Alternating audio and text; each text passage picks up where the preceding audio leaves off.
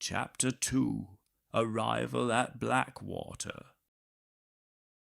The autumn chill of October 15th, 2026, clung to the English countryside like a reluctant fog, as if the land itself were bracing for secrets long buried to resurface.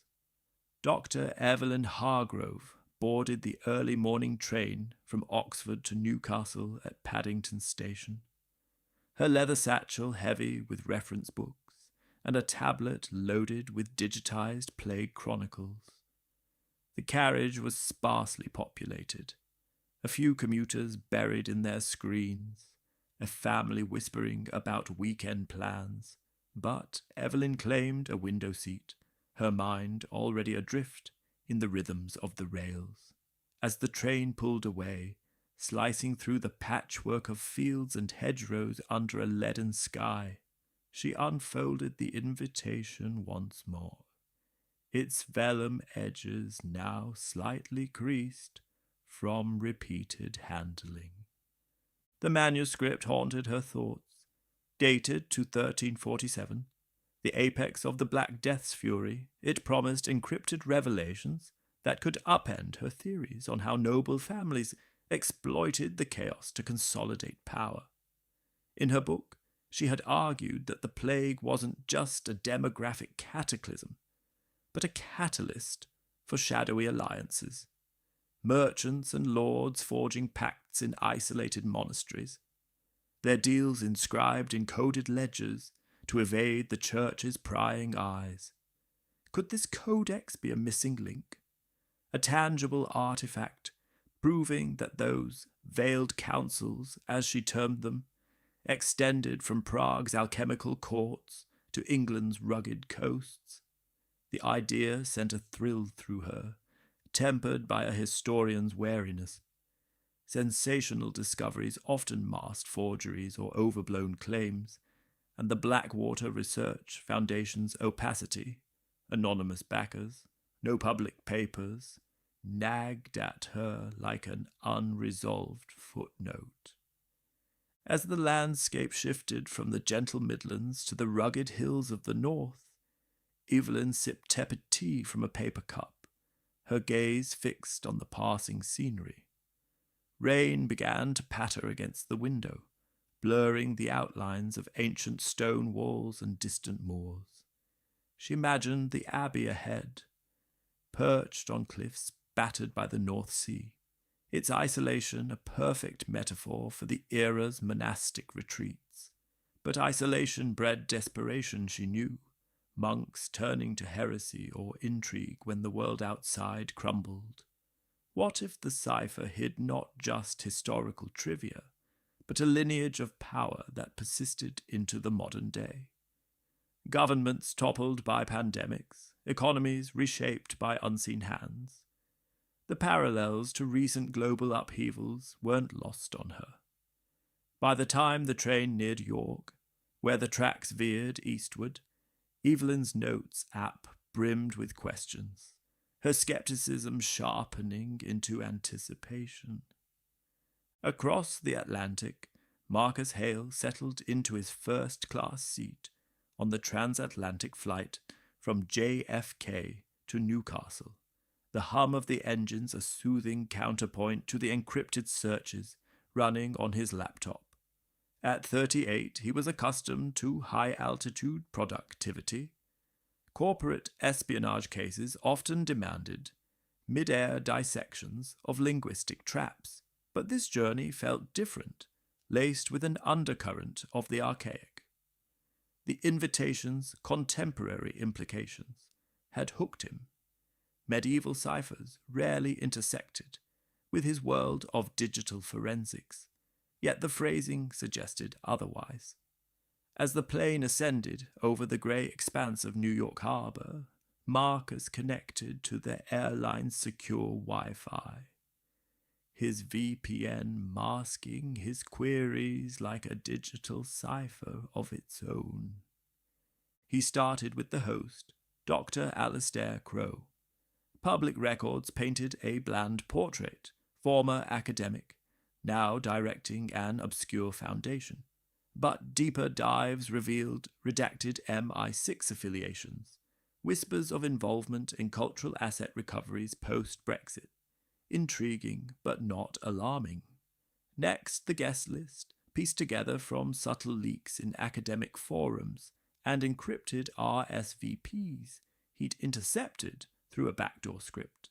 Evelyn Hargrove. Solid credentials, no red flags beyond a controversial paper, on plague profiteering that ruffled aristocratic feathers. Professor Lena Voss, Berlin-based, her work on Cold War networks, veering into current EU scandals. Had she crossed paths with Interpol? Theodore Langley, Harvard paleographer, elderly and eccentric, linked to authenticating disputed Vatican artifacts. Sofia Ramirez, Madrid's digital whiz, her AA tools recently used in exposing art forgeries tied to oligarchs. Reverend Elias Thorne, York theologian, harmless on the surface, but his eschatology essays touched on modern doomsday cults, and Julian Blackwood. The name surfaced obliquely, a Northumberland collector with tech billions and vague noble ties. Why was he absent from the official invites? Marcus leaned back, adjusting his glasses as turbulence jostled the cabin. The searchers uncovered threads of European nobility, faint heraldic matches in Blackwood's philanthropy. Voss's research implicating old bloodlines in shadow banking. Nothing concrete, but enough to suggest that the symposium wasn't mere academia. Vague ties, he muttered, saving screenshots. As the flight crossed into European airspace, the onboard map showed the British Isles emerging like a jagged puzzle piece. Below, invisible from 30,000 feet, the Northumberland coast brewed its own storm. Winds whipping the sea into froth, dark clouds massing like conspirators over the horizon. Meanwhile, in the skies over the continent, Professor Lena Voss gazed out from her Berlin to Newcastle flight, her notebook filled with hasty diagrams of potential political webs. The invitation's secrecy had prompted her to reach out to old contacts, a retired Stasi archivist, an EU whistleblower, and their responses were cryptic. Blackwater, tread carefully. Old money guards old secrets. As her plane banked north, she pondered the manuscript's plague origins, echoing her theories on how crises birthed enduring cabals. Dr. Theodore Langley, on his Boston departure, dozed fitfully, dreaming of illuminated dragons uncoiling from vellum pages, his carry-on bulging with spectral analysis tools. Sofia Ramirez, en route from Madrid via London, fiddled with a portable scanner prototype, her excitement bubbling over in a quick video log. This could be the fusion of ancient and algorithm I've waited for. Reverend Elias Thorne opted for the slower rail from York, his journey overlapping Evelyn's northern leg, though they remained unaware of each other in separate carriages. He recited psalms under his breath, the train's sway a reminder of tempests in scripture, while the encroaching moors evoked a sense of divine isolation.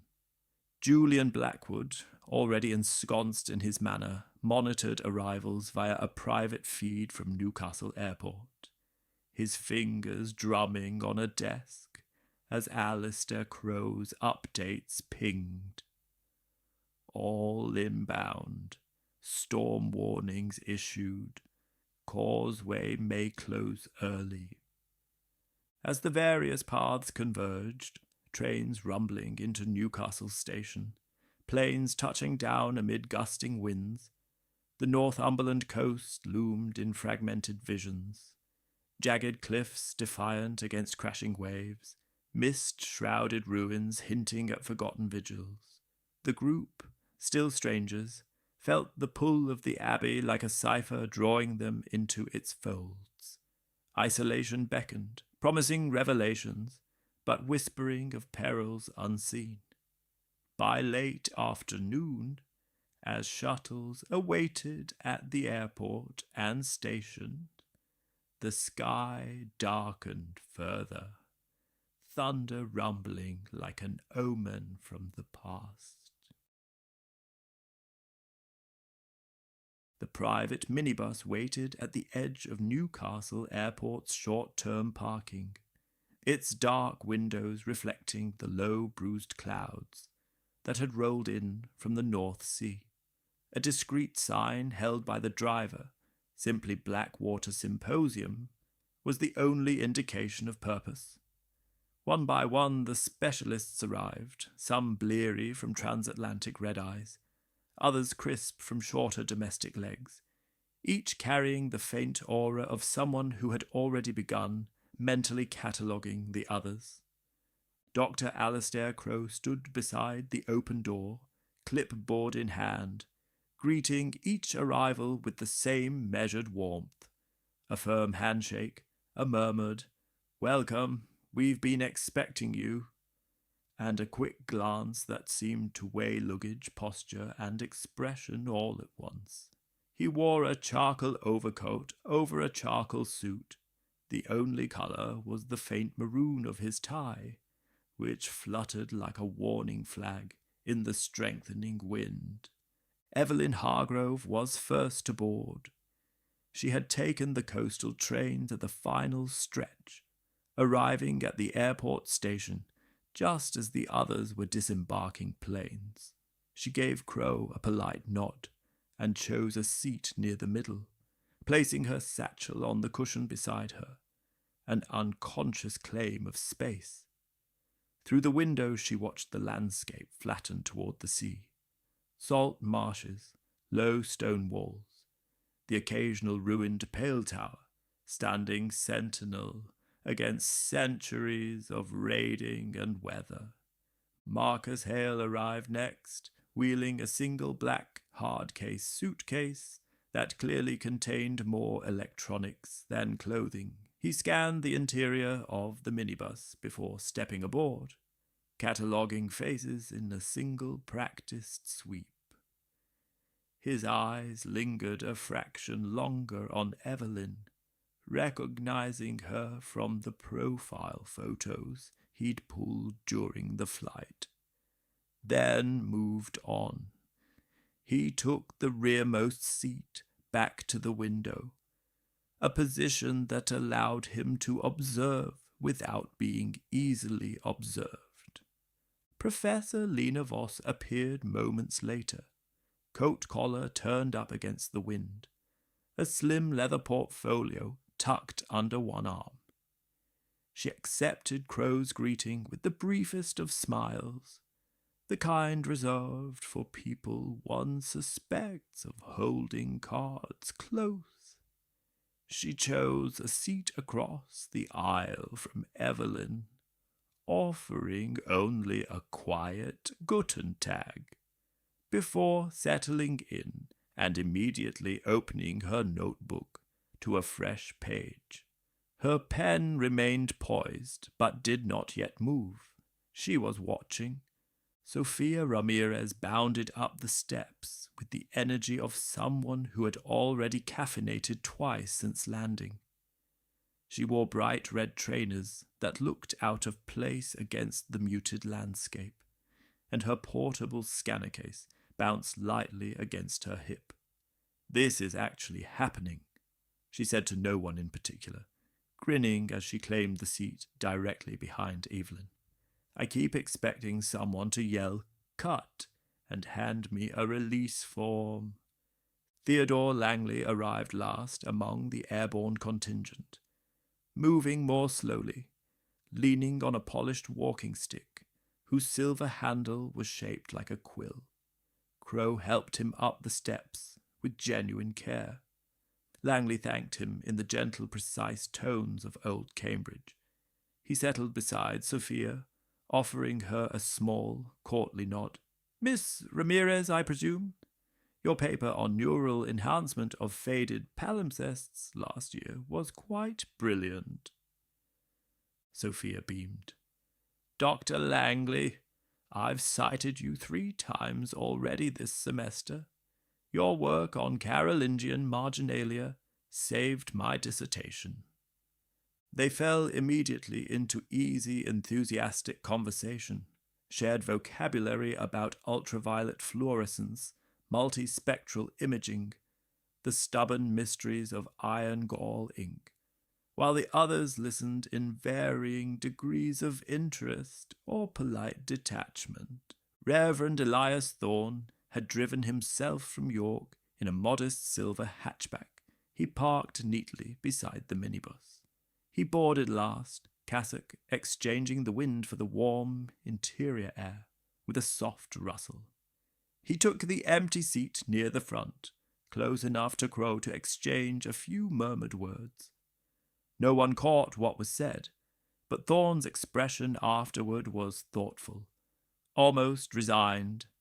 Julian Blackwood was not among them. He would arrive separately, later still wearing the mantle of foundation aide rather than host. As the minibus pulled away from the airport, the first real glimpse of the coast appeared, a narrow ribbon of tarmac, flanked by dunes on one side and restless grey water on the other. The driver, a taciturn local in his 50s, spoke only once, pointing through the windscreen. Causeway still open, but tide's turning fast. We've 30 minutes, maybe 40, before it's underwater again, till tomorrow. Crow turned in his seat to address the group. Blackwater Abbey sits on what was once an island at high tide.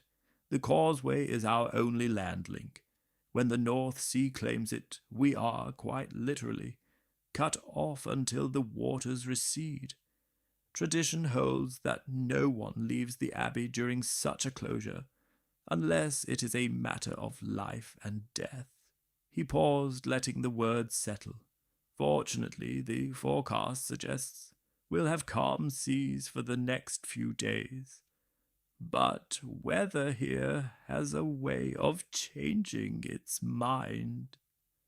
A low chuckle came from the back.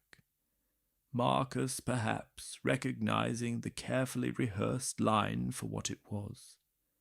Both hospitality briefing and atmospheric pressure. The road narrowed. Salt spray began to fleck the windows. Sofia pressed her face closer to the glass, watching the waves crash against black rocks far below.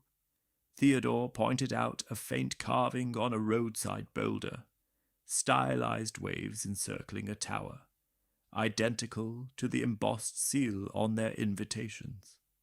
14th century work, he murmured. They marked the pilgrim route. Lena Voss closed her notebook with a soft snap. And now they mark a private symposium. Curious choice of symbolism for a research retreat. Crow met her gaze in the rearview mirror.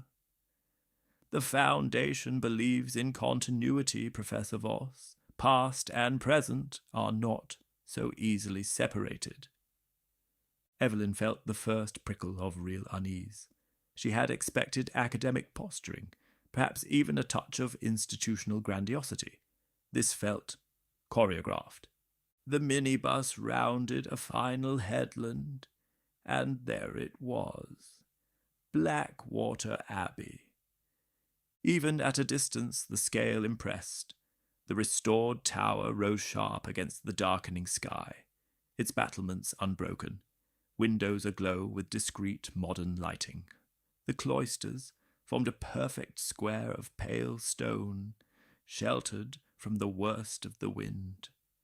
Beyond the walls the sea churned, white foam licking the base of the cliffs like a tongue-tasting stone. Sofia let out a low whistle. Okay, that's actually cinematic. Theodore adjusted his glasses. Remarkable preservation. I had not realized the extent of the restoration. It was a labor of love, Crow said quietly, and considerable expense. No one asked whose expense. The minibus slowed as it approached the outer gate. A wrought iron barrier rose smoothly, remote-controlled, not medieval, and they passed beneath the gatehouse into a cobbled courtyard. The driver killed the engine. For a moment there was only the sound of wind moving through the battlements and the distant, relentless crash of surf. Crow stood. "Ladies and gentlemen, welcome to Blackwater Abbey. Your rooms are prepared. Dinner will be served at 7 in the refectory. Until then, feel free to explore the public areas. The scriptorium, however, remains locked until tomorrow morning's formal presentation." He smiled, a professional curve of lips that did not quite reach his eyes. "Enjoy the peace while it lasts." The group disembarked into salt-scented air. As they gathered their bags and followed a waiting staff member toward the great door, thunder growled somewhere far out over the sea, low, deliberate, like a warning delivered too late to be heeded.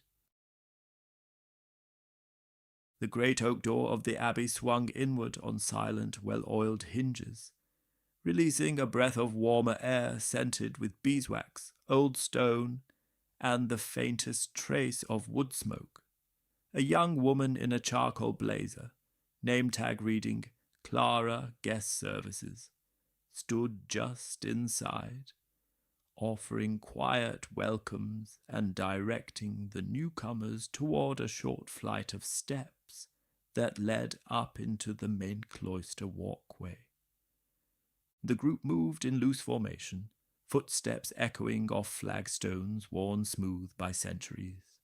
Overhead, the restored vaulting of the cloister arches framed patches of darkening sky.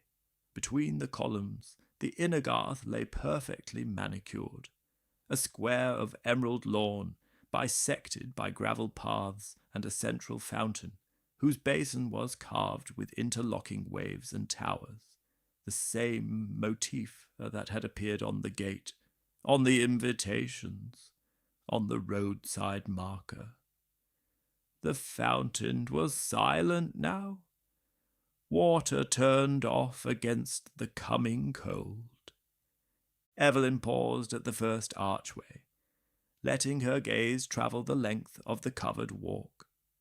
The stone was pale limestone, almost luminous in the late afternoon light that filtered through high slit windows. Every few paces, small brass plaques had been discreetly mounted. "Restored 2018, Blackwater Research Foundation." The work had been meticulous. Joints were clean, mortar matched to the original. Yet there was no disguising the fact that large sections had been entirely rebuilt. The abbey felt both ancient and strangely new, like a stage set that had waited 700 years for actors. Reverend Elias Thorne stopped beside the entrance to the chapel, drawn by the open doors and the soft spill of colored light from within. He removed his hat, a plain black felt, and held it against his chest as he stepped just inside the threshold. The nave was short but lofty, its wooden roof painted with faded stars and golden sunbursts. A single row of choir stalls remained, their misericords carved with sea creatures and twisting vines. At the east end, above the altar, a modern stained glass window depicted not a traditional crucifixion, but a stylist ship foundering in a storm, light pouring through cobalt waves onto a distant rocky shore. Thorn's lips moved in silent prayer. His shoulders relaxed fractionally, as though some long-held tension had found partial answer. Sofia Ramirez had already pulled out her phone, framing shots of the cloister columns. "Look at the tooling marks," she said to Theodore Langley, who had drifted over to join her. "They've left some of the original chisel work visible. Intentional, right? Like they wanted the scars to show." Langley adjusted his spectacles and leaned closer. "Very deliberate. Conservation philosophy these days favors legibility of intervention. But see here." He pointed to a faint, shallow incision low on one pillar, almost at knee height. "That's not restoration damage. That's medieval. A mason's mark, or perhaps a pilgrim's graffiti. And beside it, something else." Sofia crouched, tilting her head. "A cross? No. Looks like a tiny tower inside a circle. Same as the fountain." "Precisely." Langley's voice dropped. "The motif is consistent across the site, almost obsessive. One begins to wonder whether the restoration preserved more than stone." Across the garth, Marcus Hale had paused beside a narrow doorway that led into what appeared to be a small chapter house. The door was ajar. Inside, glass cases displayed fragments of illuminated manuscript leaves under low-wattage LEDs. He studied the nearest piece, a torn vellum page showing the upper half of an historiated initial. A crowned figure seated on a throne, a dragon coiled at its feet. The border was filled with twisting vines that, on closer inspection, resolved into letters. He recognized at least 2 cipher patterns he had encountered in Renaissance diplomatic correspondence. Nothing conclusive, but the sight sent a small current of professional interest up his spine. Lena Voss had not lingered in the open. She moved along the cloister walk with deliberate slowness, reading every plaque, noting every camera, discreet, dome-shaped, tucked beneath corbels, and every modern addition. The subtle grills of underfloor heating, the almost invisible wiring channels, the fire suppression nozzles masquerading as period ironwork. When she reached the far corner, where the walk turned toward the refectory, she found Julian Blackwood. He stood half in shadow, wearing a plain navy jumper and corduroys, hands in pockets, watching the arrivals with the detached courtesy of a host who has not yet declared himself. Their eyes met. Voss inclined her head fractionally. Blackwood returned the gesture. Neither spoke. The silence carried weight. Alistair Crowe circulated among the group like a shepherd gathering strays, offering brief orientations. The library wing is through there. Open access to secondary sources only. The primary archives require tomorrow's session. The scriptorium is at the end of the East Range. It will be unlocked at 9 tomorrow morning. Wi-Fi password is on the bedside cards in your rooms. Mobile signal is variable. Evelyn caught up with him near the fountain. Dr. Crowe, the ledger in my room. An original Abbey register from the 1340s. Crowe's expression remained pleasant. A facsimile, Dr. Hargrove. The original is in secure storage, but we thought a period document might set the proper atmosphere. It mentions a scribe who vanished during the Great Storm of 1347. No body recovered. Local legend embellished over time, I suspect. He gestured toward the sea beyond the walls. The cliffs are treacherous. People disappear. Conveniently, Lena Voss interjected, having approached unnoticed, especially when inconvenient truths are involved. Crow met her gaze without flinching. The Foundation exists to illuminate those truths, Professor, not conceal them. Voss offered the thinnest of smiles. We shall see. A staff member appeared at the refectory archway, ringing a small handbell. Gentlemen, ladies, your rooms are ready whenever you wish to settle in. Afternoon tea will be served in the great hall in 20 minutes. The group began to disperse toward the dormitory range, former monks' cells now converted into spare, elegant bedrooms, with modern bathrooms, underfloor heating, and views either over the Garth or out toward the relentless sea. Evelyn lingered a moment longer in the cloister, watching the sky darken to slate. Far out on the horizon, lightning flickered once, soundless. She thought of brother Elias, alone in his scriptorium, quill moving across vellum while the storm gathered.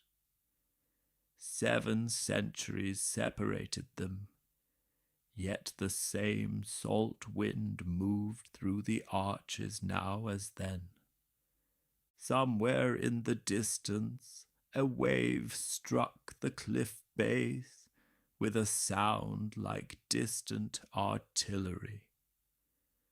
The causeway, she remembered, would be under water within the hour. The dormitory range ran along the north side of the cloister, a long, low building of honey-coloured stone whose narrow windows had once framed the monks' sparse cells. Now each had been transformed into a private room, single beds with crisp white linen, small writing desks of dark oak, modern reading lamps disguised as period lanterns, and underfloor heating that kept the chill of the stone at bay. A discreet brass plaque beside each door bore only a number, no names, preserving the illusion of anonymity, even among those who had already begun to recognize one another. Evelyn Hargrove's room was number 7, near the eastern end. She set her satchel on the desk and crossed to the window. It overlooked the inner Garth, where the fountain had been switched on. Water now trickled softly into the carved basin, a gentle counterpoint to the distant roar of the sea. On the bedside table lay the promised Abbey ledger, a high-quality facsimile bound in soft calfskin, its pages reproduced with such fidelity that the ink appeared to have faded naturally over centuries. She opened it at random. The entry for October 12th, 1347, caught her eye immediately. Brother Elias absented himself from Compline. No trace found after Lord's. May God have mercy on his soul. Beneath it, in a different hand, a single line. The storm took him, as it takes all who pry too deeply. The words had been scored through with a later quill, the ink darker, almost angry. Evelyn traced the cancellation with her fingertip. Forgery within forgery, or a deliberate echo planted for the symposium's guests. She closed the book and sat on the edge of the bed, listening. The Abbey was quiet, save for the occasional murmur of voices in the corridor, the soft click of a door latch, the faint creak of old timbers settling against the wind. She felt the first real weight of isolation settle over her, not merely physical, but something deeper, as though the stone walls themselves were listening. In room 4, Sofia Ramirez had already unpacked her portable scanner and set it on the desk beside the window that faced the cliffs. She ran a quick test scan of the wall beside her bed, rough plaster over stone, and the device chimed softly, revealing a faint underdrawing, a series of small crosses arranged in a grid pattern, almost invisible to the naked eye. "Hidden grid," she murmured, zooming in on the tablet screen, probably for squaring up an illumination that was never finished. She saved the file, then opened her encrypted chat with a colleague back in Madrid. "Just arrived, already finding ghosts in the walls. We'll send multispectral tomorrow." She hesitated, then added, "Crow's people are watching everything. Keep this quiet." Theodore Langley occupied room 9, the last in the row. His walking stick rested against the chair. He had already arranged his loops, spectral filters, and a small ultraviolet lamp on the desk like surgical instruments. He opened the window a crack, letting the salt air move through the room, and stood breathing it in. The view was directly out to sea, grey water heaving under a sky the colour of wet slate. He thought of the scriptorium waiting tomorrow morning, of the manuscript that had survived plague dissolution, and centuries of neglect only to resurface now. His fingers itched to touch vellum that had last been handled in 1347.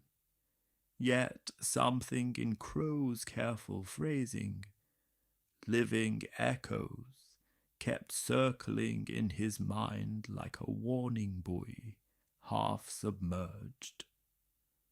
Marcus Hale's room, number 2, was the closest to the main stair. He had swept it methodically, under the bed, behind the wardrobe, inside the small ensuite bathroom. No cameras, no obvious listening devices, though he knew better than to trust the absence of evidence. He plugged his laptop into the provided Ethernet port. Wi-Fi felt too exposed, opened a secure shell, and began pinging the Abbey's internal network. The firewall was robust, military grade. He did not attempt penetration, yet but noted the segmentation. Guest access was siloed. Only certain internal addresses responded. One of them resolved to a host name, archivist.blackwater.internal. He filed that away. Lena Voss in room 6 had not unpacked. She stood at her window, facing the garth, and watched the others move below. Sofia crossing the lawn with her scanner case, Theodore pausing to examine a carved corbel, Evelyn emerging briefly onto the cloister walk before retreating again.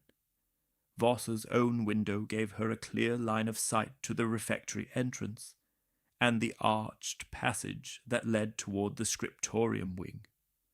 She noted the timing of staff patrols, every 12 minutes, clockwork, and the position of the visible cameras. Then she opened her notebook to a fresh page and began sketching. A rough floor plan, guest room numbers, observed movement patterns. At the bottom she wrote one word in block capitals, Kya-O. Julian Blackwood had slipped into the Abbey through a side entrance known only to him. He now stood in what had once been the abbot's lodging, now a private suite on the upper floor of the gatehouse, watching the same courtyard through leaded glass. He recognized each guest by silhouette and gait. His phone vibrated once, a message from Alistair. All present. No early departures. Causeway closed at 1742. Julian replied with a single thumbs-up emoji, then poured himself a measure of single malt from the decanter on the sideboard. He raised the glass toward the darkening sea. To old debts, he said softly, and older secrets. Reverend Elias Thorne had chosen not to go directly to his room. Instead, he returned to the chapel, kneeling in the front pew before the altar. The modern stained-glass ship seemed to move in the fading light, its cobalt waves almost liquid. He prayed for clarity, for protection, for the wisdom to recognize what should remain buried. When he rose, his knees protested. He leaned on the pew back for a moment. As he turned to leave, he noticed something he had missed on first entering. A small brass plaque set into the stone floor near the chancel step. It read simply, "In memory of Brother Elias, scribe, lost to the storm, 1347. Requiescat in pace."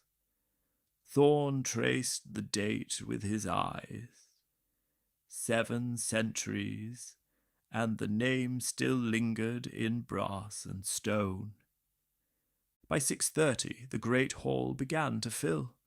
A long refectory table had been set for 12, though only 9 guests had been publicly named. Candles in iron holders flickered along its length. The scent of rosemary roasted lamb and fresh bread drifted from the serving hatch. Staff moved quietly, laying out wine glasses and water pitchers. Evelyn arrived first among the guests, still holding the facsimile ledger.